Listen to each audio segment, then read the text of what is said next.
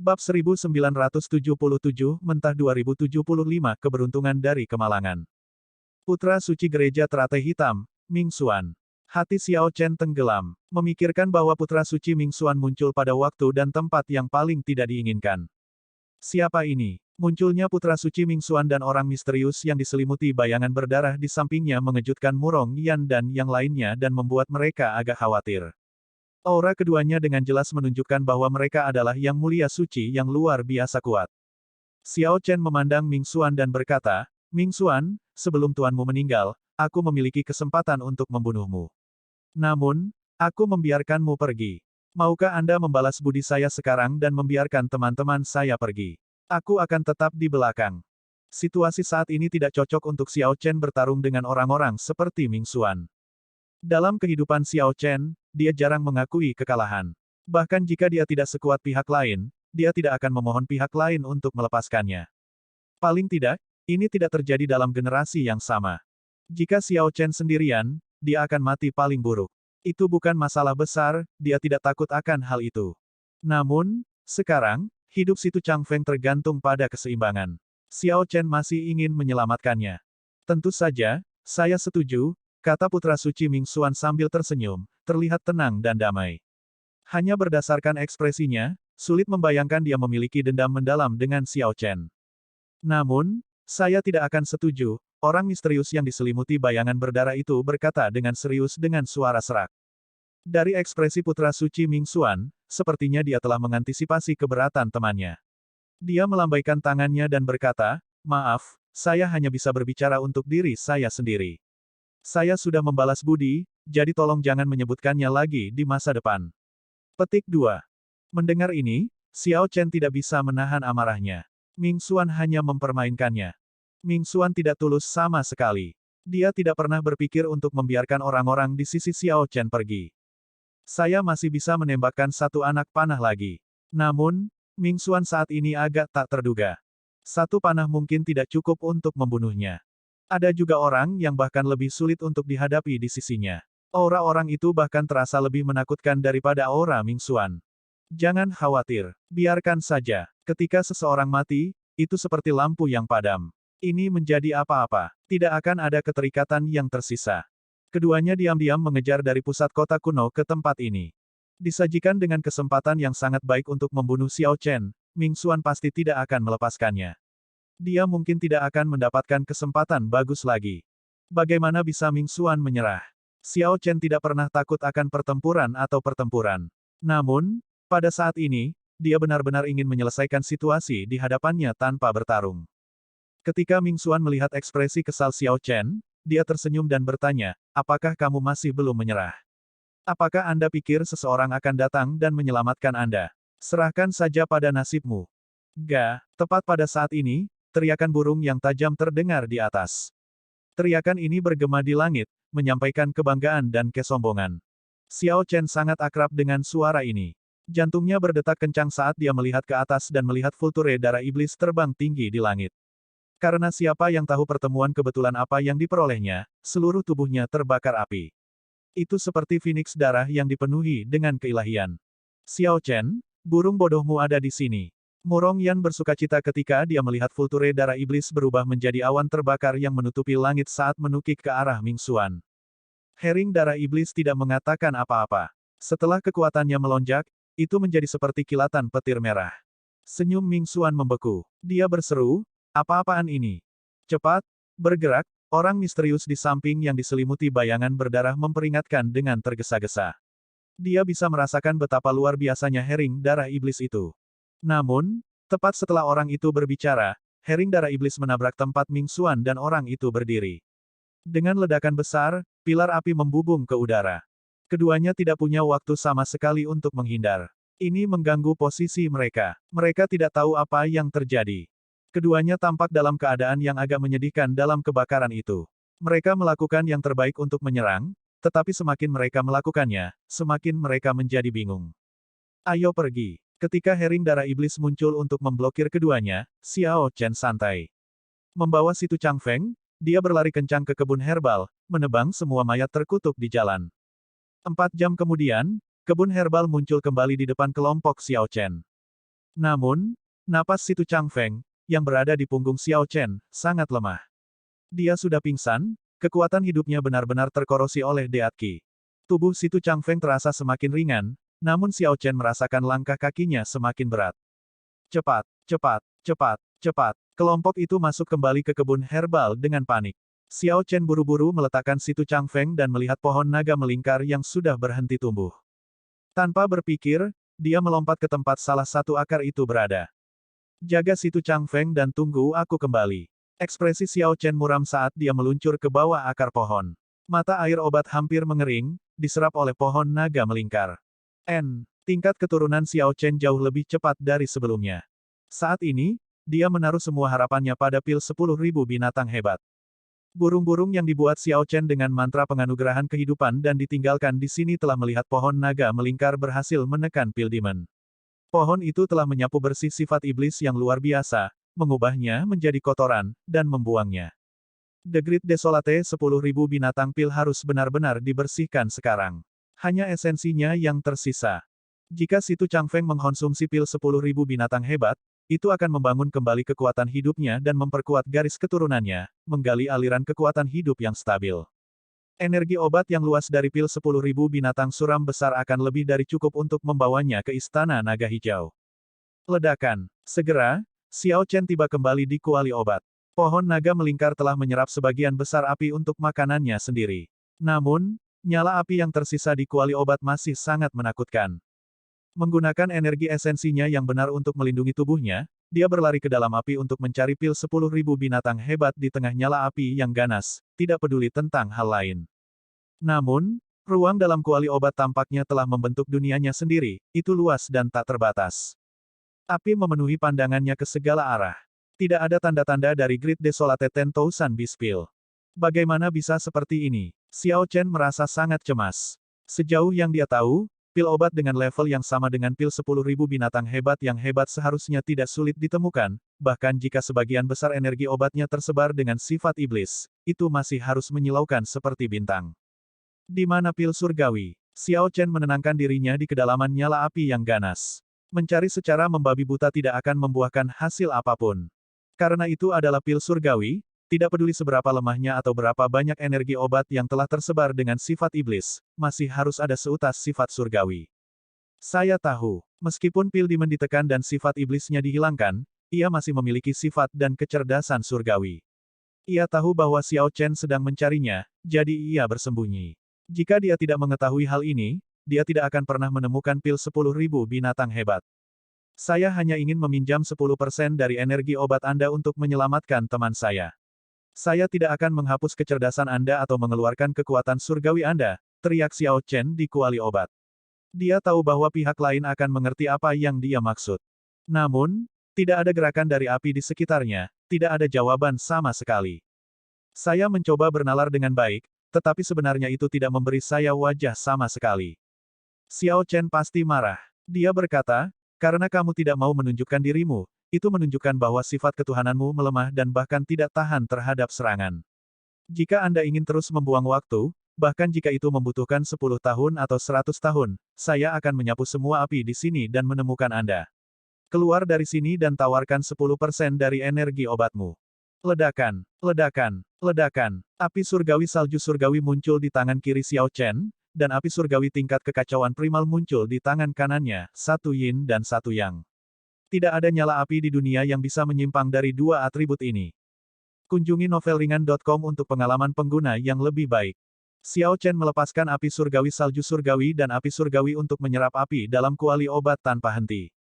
Segera, nyala api melonjak di kuali obat, menjadi seperti ombak yang terus menderu. Xiao Chen tidak bergerak sama sekali, dan ekspresinya tetap tenang. Setelah beberapa saat, kilatan cahaya terang tiba-tiba terbang di depan. Itu adalah sebutir dari pil 10.000 binatang sunyi besar yang mengandung energi obat yang kuat tetapi tidak memiliki kecerdasan atau kekuatan surgawi. The Great Desolate 10,000 Beast Pill yang sebenarnya pasti telah mendengar apa yang dikatakan Xiao Chen dan mengeluarkan 10% dari energi obatnya untuk disempurnakan menjadi pil obat. Xiao Chen berhenti menyerap api di kuali obat dan mendengus dingin. The Great Desolate 10.000 binatang pil menolak bersulang, hanya untuk minum kehilangan. Kemudian, Dia berteriak dengan cemberut, jika saya terlambat, saya akan kembali dan menyelesaikan skor dengan Anda. Suara mendesing. Xiao Chen mengambil pil obat dan terbang lurus ke atas. Dia segera tiba kembali di kebun herbal. Yang lain terkejut ketika mereka melihat Xiao Chen, tidak bisa menatap lurus ke arahnya. Xiao Chen tidak peduli tentang itu. Dia mengeluarkan pil obat dan menyerahkannya kepada Liu Ruyun, berkata, beri dia makan. Ini mengejutkan Liu Ruyun sejenak. Kemudian, dia mengambil pil obat dan memasukkannya ke dalam mulut si Tu Changfeng. Murong Yan bertanya dengan gugup, Xiao Chen, akankah pil obat ini bekerja? Itu harus. Sebenarnya, Xiao Chen juga tidak yakin. Bagaimanapun, itu hanya memiliki 10% dari energi obat pil surgawi, dia tidak bisa menjamin apa-apa. Siapa tahu, tidak lama setelah keduanya berbicara, pil 10.000 binatang hebat yang hebat mulai berlaku. Sebuah kekuatan hidup yang kuat melonjak di tubuh si Tu Changfeng ini. Kulitnya pulih, dan bibirnya kembali merah. Dia langsung ditarik kembali dari gerbang neraka. Ini, efek yang kuat membuat semua orang bersukacita. Mereka semua sudah putus asa, tetapi Xiao Chen benar-benar berhasil menarik si Tu Changfeng kembali dari ambang kematian. Xiao Chen, pil obat apa ini? Wei Hongfei menghela nafas dan berkata, mengapa saya merasa bahwa garis keturunannya semakin kuat? Apa peringkat pil obat ini? Bahkan pil surgawi peringkat 6 yang saya lihat tidak dapat memperkuat garis keturunan secepat ini. Tidak peduli apa, si Tu Changfeng berhasil merebut kembali hidupnya dan bahkan mendapatkan kekayaan melalui kemalangan ini. Adapun pil obat apa itu, Xiao Chen secara alami tidak akan mengungkapkan ini. Jika masalah pil surgawi menyebar, itu akan menyebabkan masalah besar. Pembudidaya Dao Iblis memiliki metode kejam untuk memurnikan darah seseorang menjadi pil obat. Oleh karena itu, jika kata pil surgawi beredar, itu akan sangat berbahaya bagi si Tu Changfeng. Sedikit bersantai, Xiao Chen mengukur sekelilingnya, mengambil sungai pil, ladang ramuan, pohon naga melingkar, dan kuali obat yang sangat besar. Sebelumnya, dia tidak memiliki harta yang cocok untuk dikumpulkan. Namun, sepertinya dia bisa mengumpulkan semuanya ke dalam prasasti alam semesta surgawi yang dia peroleh di dalam kristal surgawi. Bab 1978, Mentah 2076 Betapa beruntungnya. Sementara kelompok Xiao Chen berusaha keras untuk sampai ke kebun herbal, ada seseorang yang mengenakan jubah panjang dengan 26 rasi bintang yang digambar di luar kota kuno. Orang ini membakar energi jiwanya, bergegas dari markas istana penginapan surgawi yang jauh. Pasir darah yang bertahan sepanjang tahun dan lingkungan yang rumit dan keras dari Desolate God Valley tidak mempengaruhi orang ini sama sekali. Orang ini tampak seperti sedang berjalan di dataran tak berujung. Segala sesuatu di hadapannya, semua badai, pasir, dan binatang buas yang mengerikan, sepertinya tidak ada di matanya. Mungkin akan lebih akurat untuk mengatakan bahwa orang ini menganggap hal-hal ini tidak layak untuk diperhatikan, mengabaikannya seperti dia mengabaikan udara. Badai pasir darah yang mengerikan tersebar di depannya. Sebelum binatang buas yang mengerikan itu bisa menunjukkan sisi jahat mereka, mereka terkoyak, dan mayat mereka menghilang. Saat orang ini berjalan, mengabaikan segalanya, dia mengeluarkan perasaan sesak napas yang kuat. Siapa yang tahu kemana arah orang ini di lembah Dewa Desolate yang luas? Orang ini mengukur lingkungan dengan matanya, mencari sesuatu. Sesekali, dia menutup matanya untuk mencoba dan merasakan sesuatu. Kekhawatiran dan kemarahan tersembunyi muncul di wajahnya. Kemarahan yang tersembunyi akan menghalangi siapapun yang melihat kekuatannya untuk menjadi musuhnya. Setelah memverifikasi arah, lelaki tua itu bergerak cepat. Namun, sesampainya di tempat tujuan, tidak ada apa-apa. Bahkan energi jiwa seseorang sekuat orang ini menderita gangguan di lembah dewa yang sunyi ini. Setelah dia mencoba beberapa kali dan mengubah arahnya, kemarahan tersembunyi itu memuncak. Akhirnya, kereta perang penangguhan surga bintang 2 yang melayang di udara muncul di hadapan orang ini, membuatnya berhenti. Ledakan. Orang tua ini melemparkan serangan telapak tangan, dan kereta perang penangguhan surga bintang 2 meledak seolah-olah itu adalah mainan. Formasi pertahanan yang dibuat oleh aliansi bajak laut bahkan tidak layak disebutkan di hadapannya. Ketika kereta perang penangguhan surga meledak, sesosok jatuh. Sosok lelaki tua itu melintas dan dengan kuat menangkap orang itu. Secara alami, orang ini adalah Hua Qingyun, orang Xiao Chen dan yang lainnya ditahan dan dikurung di sana. Setelah lelaki tua itu menghapus batasan pada Hua Qingyun dan mengirimkan seuntai energi astral, Hua Qingyun terbangun. Ketika Hua Qingyun melihat wajah lelaki tua itu, dia berseru kaget, kakek.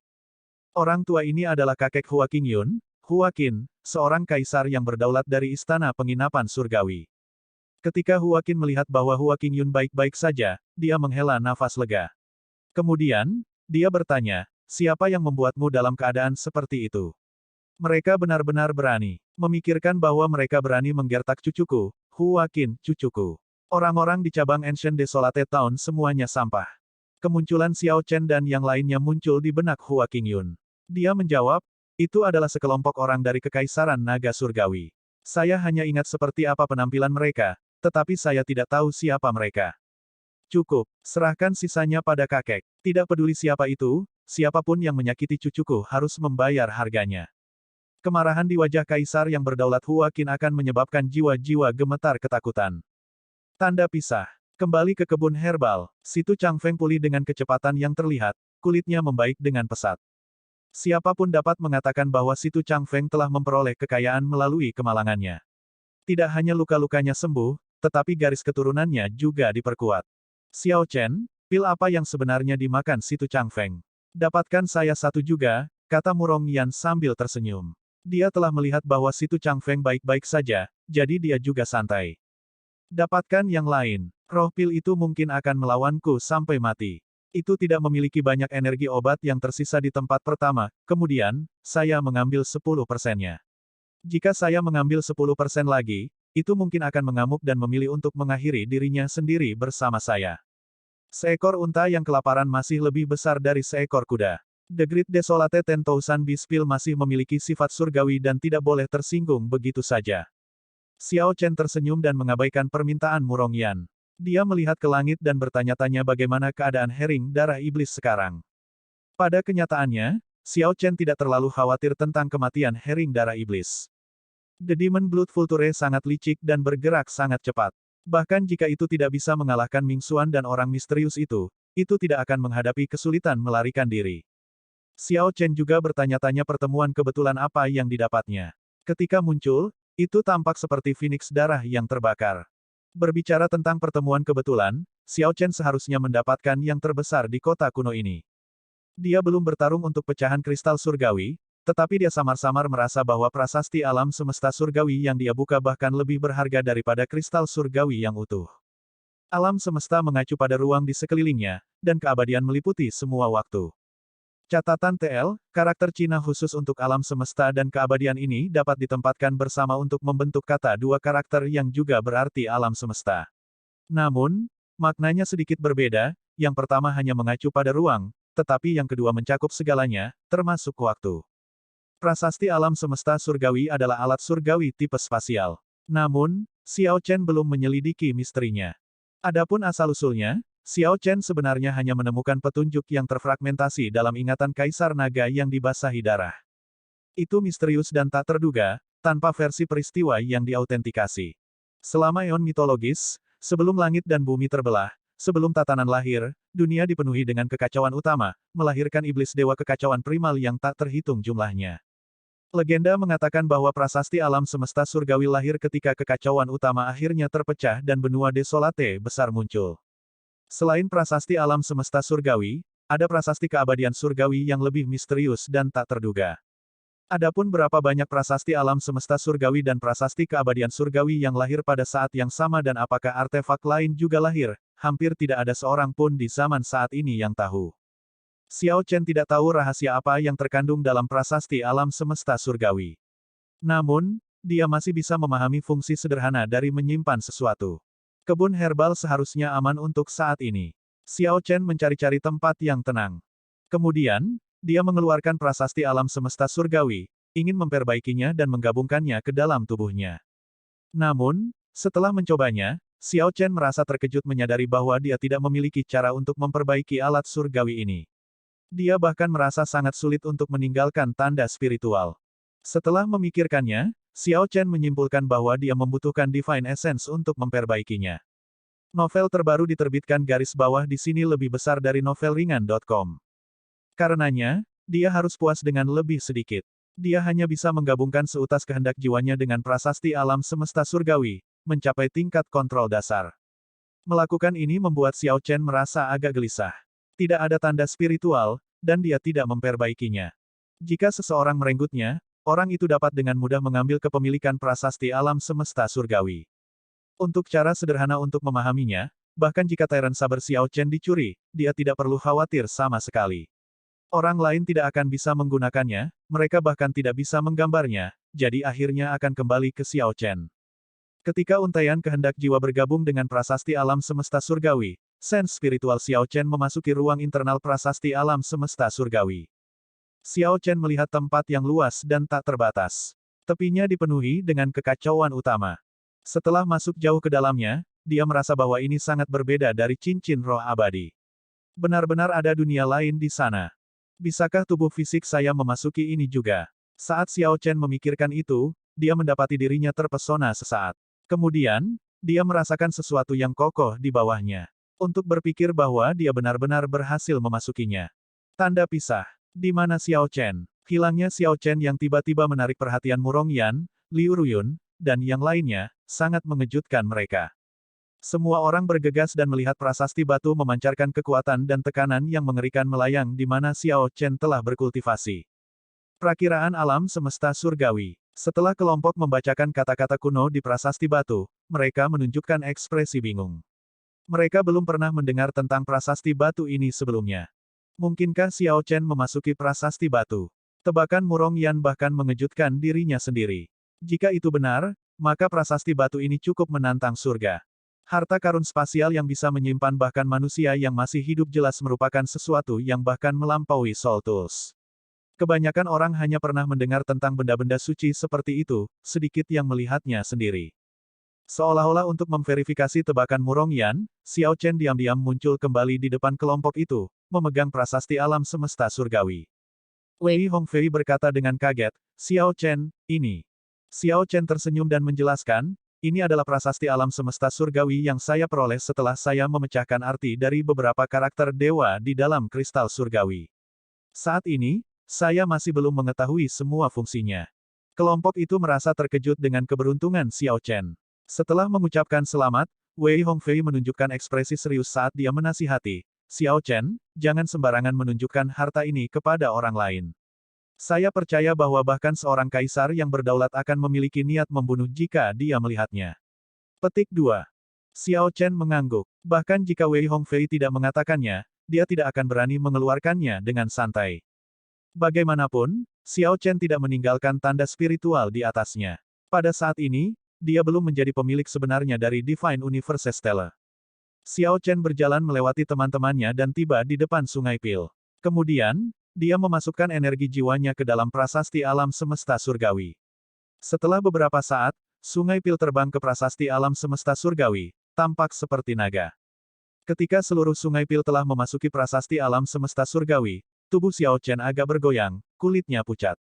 Banyak orang menargetkan Sungai Pil ini. Namun, mereka hanya bisa mengumpulkan paling banyak, hanya setetes di lautan. Namun, Xiao Chen membuat langkah besar dan mengaktifkan prasasti alam semesta surgawi, menyimpan seluruh Sungai Pil. Ini membuat Murong Yan dan yang lainnya terperangah, memukau mereka. Setelah beristirahat sejenak untuk memulihkan energi jiwanya, Xiao Chen menggunakan prasasti alam semesta surgawi di tangannya untuk mengumpulkan pohon naga melingkar dan kuali obat yang sangat besar. Xiao Chen merasa bahwa dia hampir kehabisan energi jiwanya. Jika bukan karena membaca karakter surgawi, yang memperkuat energi jiwa dan kehendak jiwanya secara signifikan, dia mungkin tidak dapat mengumpulkan Sungai Pil dan pohon naga melingkar, bahkan dengan prasasti alam semesta surgawi. Ini juga menunjukkan kepadanya bahwa prasasti alam semesta surgawi tidak maha kuasa. Saat mengumpulkan harta, itu menghabiskan energi jiwa dalam jumlah yang mengejutkan. Ketika Liu Ruyun dan yang lainnya memandang Xiao Chen, mereka merasa agak ketakutan. Bahkan kekayaan Sovereign Personage memucat dibandingkan dengan apa yang dia miliki, Sungai Pil yang dapat mendukung sekte peringkat 6, pohon naga melingkar 7 warna, dan alat surgawi yang dapat menyimpan manusia hidup. Tiba-tiba, Liu Ruyun ingat bahwa ketika Xiao Chen pertama kali mendapatkan pohon-pohon naga melingkar, dia mengatakan dia tidak akan menyerahkannya ke gerbang naga untuk ditukar dengan hadiah. Kalau begitu, untuk apa Xiao Chen akan menggunakannya? Objek surgawi seperti pohon naga melingkar hanya dapat menghasilkan nilai terbesarnya di tangan sekte, untuk memberkati para murid sekte dan dengan cepat memperkuat mereka. Ini akan menjamin bahwa sekte akan diteruskan dan tidak dihancurkan. Dalam kapasitas pribadi, seseorang hanya bisa mendapatkan buah naga melingkar. Paling-paling, seseorang bisa makan 4 atau 5 sebelum kehilangan efeknya. Liu Ruyun memikirkannya tetapi tidak bisa mengerti, jadi dia mengesampingkan masalah itu, menunjukkan senyuman. Dia seharusnya senang untuk Xiao Chen karena mendapatkan pertemuan yang begitu kebetulan. Situ Chang Feng bangun. Murong Yan menemukan bahwa Situ Chang Feng telah membuka matanya di beberapa titik waktu. Situ Chang Feng bangkit dan menatap Xiao Chen dengan rasa terima kasih di matanya. Dia tahu lebih baik daripada yang lain jenis pil obat yang Xiao Chen biarkan dia konsumsi dan perubahan apa yang dibawanya. Dia sama sekali tidak menyangka bahwa Xiao Chen akan memberinya pil obat yang begitu berharga dan tidak menyimpannya untuk dirinya sendiri. Xiao Chen melihat apa yang ada dalam pikiran Situ Chang Feng dan sedikit mengangguk, menunjukkan padanya untuk tidak mempermasalahkannya. Situ Chang Feng, maafkan aku. Seandainya saya menggunakan untaian aura yang ditinggalkan ayah saya di tubuh saya sebelumnya, Anda tidak perlu terlalu menderita. Petik 2. Liu Ruyun melangkah maju dan meminta maaf kepada Situ Chang Feng. Wanita kecil itu merasa bersalah selama ini. Situ Chang Feng tersenyum santai dan berkata, kamu harus belajar dari Murong Yan. Saya telah menyelamatkan orang itu beberapa kali, tetapi dia tidak pernah mengucapkan terima kasih. Godaan ini dengan jelas menunjukkan bahwa Situ Chang Feng tidak keberatan, dia juga tidak menyalahkan Liu Ruyun. Liu Ruyun tertawa terbahak-bahak, menyelesaikan emosinya. Anehnya, Murong Yan tidak membalas. Baik itu Wei Hongfei, Duan Fei, Xiao Chen, atau yang lainnya, mereka semua menunjukkan senyuman. Setelah bencana, seseorang akan mengerti banyak hal. Betapa beruntungnya mereka memiliki sekelompok teman dan saudara untuk berpetualang dan hidup bersama. Bab 1979, Mentah 2077, dia benar-benar ayahnya.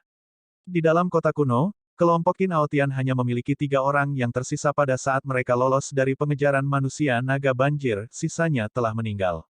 Kelompok orang itu tampaknya telah pergi, kata Zhongli agak hati-hati saat dia menilai lingkungan setelah tidak melihat gerakan apapun untuk waktu yang lama.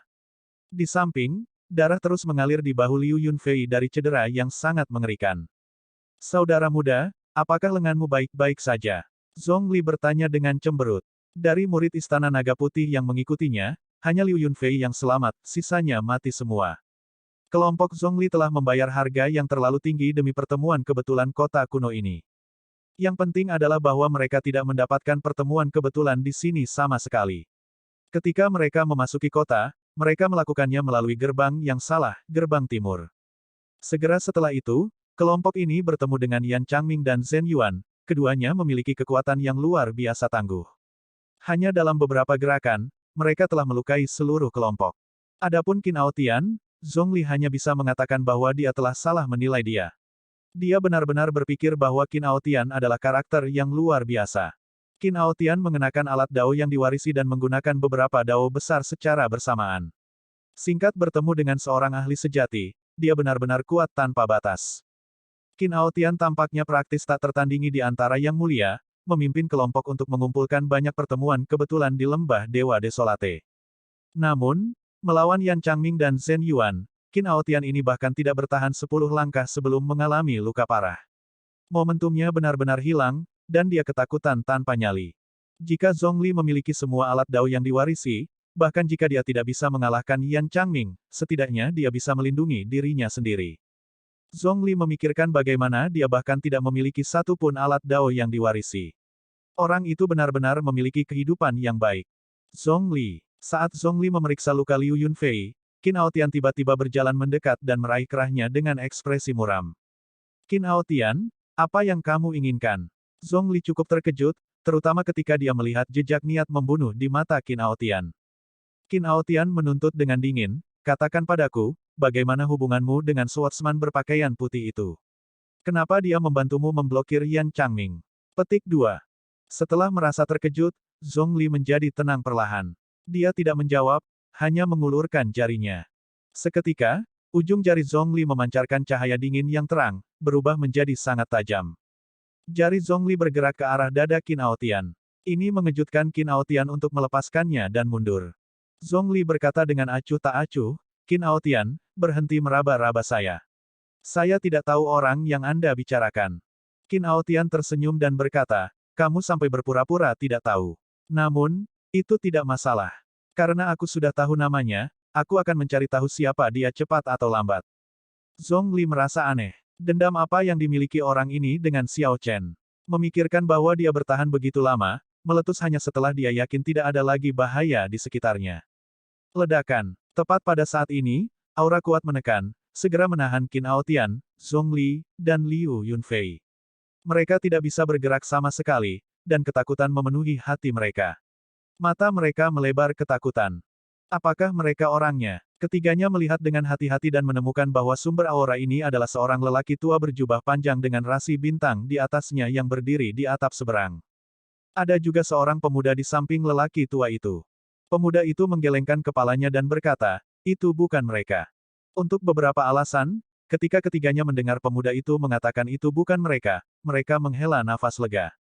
Ada dua kelompok aura Dragon Rache di kota. Karena itu bukan mereka, maka itu pasti kelompok lain. Kaisar yang berdaulat Huakin bersiap untuk pergi ketika dia tiba-tiba mengayunkan tangannya ke udara. Sebuah lukisan Xiao Chen muncul di hadapan kelompok itu, dan dia bertanya, apakah kamu mengenalnya? Ekspresi kelompok sedikit berubah. Namun, pada saat ini, bahkan Qin Aotian tidak cukup bodoh untuk mengakui mengenalnya. Ketiganya menggelengkan kepala menyangkal. Hua Qingyun tersenyum dingin. Akting yang buruk. Karena mereka mengenal orang ini, kakek, bunuh mereka. Qin Aotian, Zhongli, dan Liu Yunfei semuanya langsung merasa ingin menangis. Apa-apaan ini? Ini terutama berlaku untuk Qin Aotian. Dia mulai mengutuk 18 generasi leluhur Xiao Chen di dalam hatinya. Saya akhirnya menyinggung kaisar yang berdaulat tanpa alasan sama sekali. Apa sebenarnya yang dilakukan Xiao Chen ini? Huakin tanpa ekspresi mengulurkan tangan dan meraih leher Qin Aotian seperti meraih ayam. Selama Huakin meremas dengan ringan, dia bisa membunuh Qin Aotian semudah meremas semut. Qin Aotian merasa sangat ketakutan sehingga air mata keluar, dan sensasi dingin datang dari kakinya. Dia benar-benar membasahi celananya. Ekspresi jijik terdistorsi di wajah Huakin. Namun, tepat ketika dia akan bergerak, dia merasakan garis keturunan Qin Aotian dan melihat jejak garis keturunan Kerajaan Naga Emas. Tidak disangka ada anggota pengecut dalam garis keturunan Kaisar Naga Emas Ungu. Betapa konyolnya. Dengan ekspresi jijik, Huakin melemparkan Qin Aotian kembali, menyebabkan dia jatuh ke tanah. Ketika Hua Qingyun mendengar itu, dia hanya bisa melepaskan keinginannya untuk membunuh kelompok ini. Dia melihat ke arah pusat kota dan berkata, kakek, sepertinya ada semacam pertemuan kebetulan di sana. Kaisar yang berdaulat Huakin berkata dengan acuh tak acuh, itu hanya setumpuk pecahan kristal surgawi yang rusak. Mereka tidak terlalu berguna. Setelah kita menangani ini, aku akan kembali dan membuat orang-orang itu meludahkan semuanya. Jika itu bukan kristal surgawi yang lengkap, itu tidak akan menarik banyak perhatian Huakin. Namun, pecahan itu akan berfungsi sebagai hadiah yang cukup bagus untuk tokoh berdaulat sekte. Suara mendesing. Sosok Qin Hua melintas, dan keduanya meninggalkan tempat ini. Apakah saya mati? Setelah Qin Aotian dilempar ke tanah, dia tidak sadar kembali. Sepertinya dia telah ketakutan konyol. Novel garis bawah chapters baru diterbitkan di sini, novelringan.com. Zhongli dan Liu Yunfei menghela nafas lega. Tanpa diduga, mereka berhasil bertahan karena klan di belakang Qin Aotian. Namun, keduanya merasa ini memalukan dan tidak memandang Qin Aotian. Liu Yunfei mengingat sesuatu. Kakak senior, suster junior Ruyun masih bersama Xiao Chen. Zhongli melihat ke arah yang diambil oleh kaisar yang berdaulat. Kemudian, dia berkata dengan cemberut, ikutlah denganku untuk melihatnya. Jika kita dapat menemukan suster junior sebelum kaisar yang berdaulat, kita mungkin bisa tepat waktu. Ayo pergi. Mereka berdua tahu siapa Liu Ruyun. Sebelumnya, mereka meninggalkannya karena mereka merasa Liu Ruyun tidak akan berada dalam bahaya kematian jika dia bersama Xiao Chen dan yang lainnya. Sekarang setelah kaisar yang berdaulat tiba, situasinya berubah. Keduanya sama-sama pembudidaya ras naga putih dan masih memiliki hati nurani. Namun, sementara niat mereka baik, bagaimana mereka bisa lebih cepat daripada kaisar yang berdaulat? Tanda pisah. Kembali ke kebun herbal, Xiao Chen merasakan bahwa Hering Darah Iblis telah kehilangan putra suci Ming Xuan, jadi dia santai. Dia memutuskan untuk segera meninggalkan kota dan bertemu dengan Vulture Darah Iblis. Semua orang telah menerima beberapa keuntungan di kota kuno dan sudah puas. Xiao Chen menyarankan untuk pergi, dan semua orang setuju. Siapa tahu, tepat ketika kelompok itu berjalan keluar dari kebun herbal, suara yang familiar datang dari atap di depan. Apakah kamu sudah berpikir untuk pergi? Hua Qingyun. Kelompok itu mengenali suara siapa itu dan merasa sangat terkejut. Mereka jelas telah mengikat orang ini. Hua Qingyun seharusnya berada di Heaven Suspending War Chariot di luar kota kuno saat ini. Kenapa dia ada di kota kuno? Hati Xiao Chen tenggelam saat dia tiba-tiba memikirkan sebuah kemungkinan. Dia berkata dengan serius, ayo pergi. Murong Yan dan yang lainnya tidak bisa mengerti. Mengapa ada kebutuhan untuk takut pada Hua Qingyun? Namun, karena Xiao Chen memberikan instruksi ini, lebih baik mendengarkannya. Pada saat ini, Xiao Chen hanya bisa menaruh harapannya pada orang yang serakah akan kristal surgawi di pusat kota dan tidak ikut dengan Hua Qingyun. Bang, bang, bang. Kelompok itu melayang ke udara tetapi memantul dari penghalang tak terlihat, terlempar ke belakang dengan keras. Xiao Chen mendarat dengan kuat dengan ekspresi muram. Dia tahu bahwa hal yang dia takutkan telah terjadi. Xiao Chen sudah tahu tentang identitas Hua Qingyun sebelum ini. Dia sudah memikirkan bagaimana menghadapi orang ini dan bermaksud untuk membebaskannya tepat sebelum mereka meninggalkan kota kuno yang sunyi setelah mereka kembali. Dia percaya bahwa seorang ahli kaisar berdaulat tidak akan mempersulit sekelompok junior. Jika Hua Qingyun datang untuk membuat masalah sendiri, itu adalah dia yang mencari penghinaan untuk dirinya sendiri. Tidak akan ada yang perlu dikhawatirkan tentang itu. Namun, kaisar berdaulat yang misterius itu secara tak terduga sangat peduli pada Hua Qingyun. Untuk berpikir bahwa dia secara pribadi muncul. Ketika Hua Qingyun melihat bahwa Murong Yan menolak untuk percaya pada apa yang terjadi, menabrak penghalang dan jatuh kembali beberapa kali, dia mengejek, bagaimana kalau terbang? Bukankah kalian semua naga? Kenapa kamu tidak terbang? Petik 2. Tanpa perlu pengingat Xiao Chen, yang lain semua merasakan keanehan masalah ini. Xiao Chen melihat sekeliling, lalu berkata dengan acuh tak acuh, senior, tunjukkan dirimu, kalau begitu. Anda sudah di sini. Apakah kamu takut terlihat buruk di depan kami para junior? Sebuah dengusan dingin terdengar. Xiao Chen dan yang lainnya merasa seperti petir menyambar mereka. Pikiran dan jiwa mereka terguncang, ki dan darah mereka melonjak. Mereka tidak tahan dan memuntahkan seteguk darah, menjadi pucat. Berjalan perlahan, Hua Qin dengan dingin menatap Xiao Chen dan yang lainnya, tidak banyak bicara. Seorang kaisar yang berdaulat. Keputusasaan terbangun di hati Murong Yan dan yang lainnya. Orang tua ini membawa tekanan yang sangat kuat pasti melampaui sovereign stage. Ini sepenuhnya di luar pemahaman mereka. Menarik. Naga berdarah campuran sebenarnya memiliki lebih banyak tulang punggung daripada keturunan Kaisar Naga Emas Ungu. Ketika Kaisar yang berdaulat Hua Qin melihat bahwa Xiao Chen masih berdiri, tidak menunjukkan niat untuk memohon, jejak penghargaan muncul di matanya. Namun, yang paling aku suka siksa adalah mereka yang memiliki tulang punggung. Kaisar yang berdaulat Hua Qin menjentikkan jarinya, dan dua retakan terdengar. Tulang betis Xiao Chen patah, dan sepertinya dia akan jatuh berlutut. Namun, Xiao Chen diam-diam mengertakkan gigi dan menahan rasa sakit yang hebat. Dia menikam Tyrant Saber ke tanah dengan tangan kanannya dan menopang tubuhnya dengan satu lutut. Xiao Chen. Liu Ruyun bergegas dan membantu Xiao Chen berdiri. Kemudian, dia memelototi Hua Qin. Namun, tatapan Xiao Chen tetap sangat tenang, tidak menunjukkan fluktuasi apapun. Kaisar yang berdaulat Hua Qin berkata, kamu tidak membenciku. Aku tidak terampil sepertimu. Apa yang harus dibenci? Namun, seorang pria harus menanggung konsekuensi dari tindakannya sendiri. Akulah yang membunuh orang-orang istana penginapan surgawi. Itu tidak ada hubungannya dengan yang lain, kata Xiao Chen sambil menatap kaisar yang berdaulat Hua Qin, mengucapkan setiap suku kata. Jika kamu berani menyentuhnya, aku bersumpah aku pasti akan membuatmu membayarnya. Liu Ruyun memandang kaisar yang berdaulat Hua Qin saat dia mendukung Xiao Chen. Wajahnya yang gagah berani terlihat sangat serius sehingga tampak agak menakutkan. Keluarga Raja Naga Putih. Kaisar yang berdaulat Hua Qin memandang Liu Ruyun, dan garis keturunan Raja Naga Putih dalam dirinya memiliki kejutan yang melintas di wajahnya. Segera, Hua Qin tersenyum dingin. Aku baru saja membunuh naga berdarah campuran. Apakah menurutmu Raja Naga Putih adalah ayahmu? Anda hanya memiliki garis keturunan kerajaan. Paling-paling, itu hanya akan membiarkanmu bertahan. Petik 2.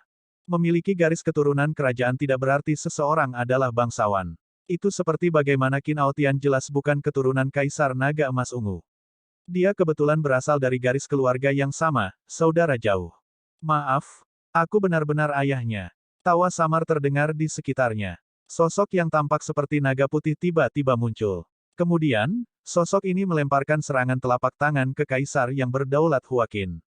Setelah gelombang kejut menyebar, semua bangunan dalam jarak 50 km yang tidak dilindungi oleh formasi khusus berubah menjadi debu. Darah bocor dari mulut kaisar yang berdaulat Huakin. Kengerian melintas di matanya saat dia tersandung beberapa langkah ke belakang.